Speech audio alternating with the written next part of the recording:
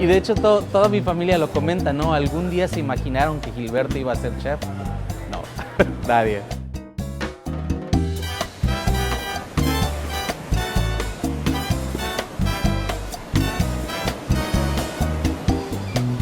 I was born in the city of Mérida. I'm very close to the island of Holbox. We would spend the summers in Telchac, and one of my cousins was a diver and a spearfisher.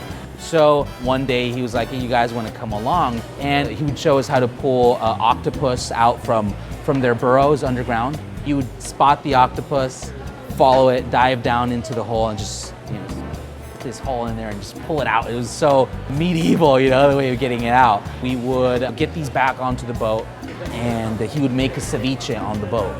And that's really what we're doing here at Holbox, because that is my favorite flavor memory of ceviche. We love the food. It's our favorite. We've been coming almost every weekend.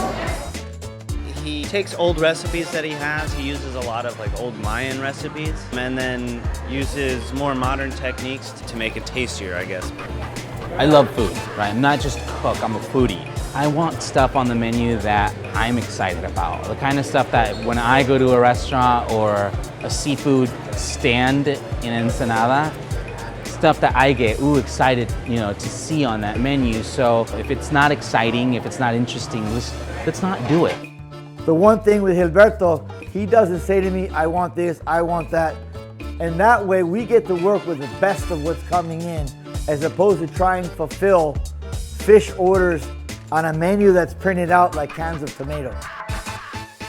The scallop al carbon is one of the dishes that was inspired on something that is not Mexican at all.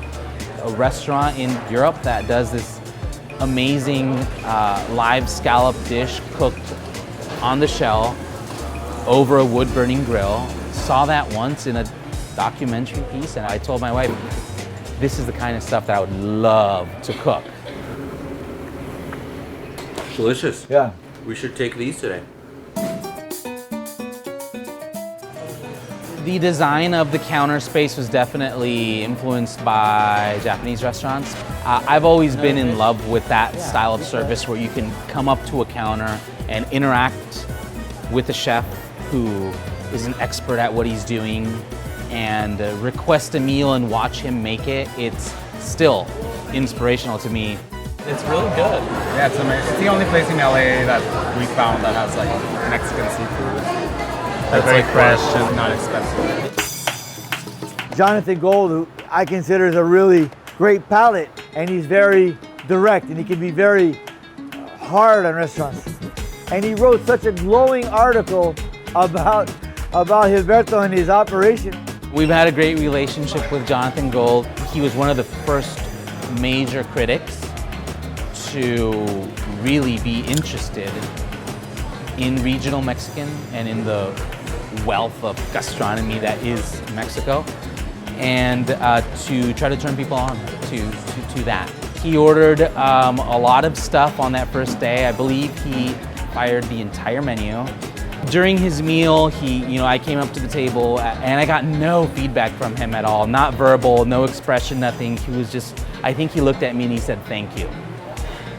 So I was like, wow, okay, that doesn't sound promising. He came back the next day. I wasn't expecting him to come back the next day. So I was quick to offer him blood clams, because he didn't get to try the blood clams in the first time, which turned out to be one of his favorite dishes. So after that, I knew it was gonna be good, and I knew if he was gonna write something, it was gonna be positive. My dad opened Chichen Itza.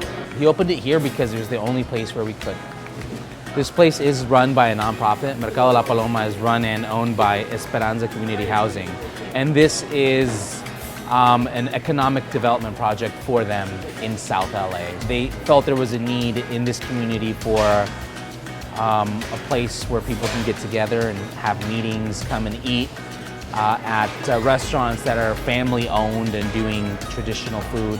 I think as people have been coming in, and I've noticed that they're open to trying new things, that's given us a little more confidence to say, hey, yeah, I'm excited about it. Maybe they'll be excited about it too. And it's been great.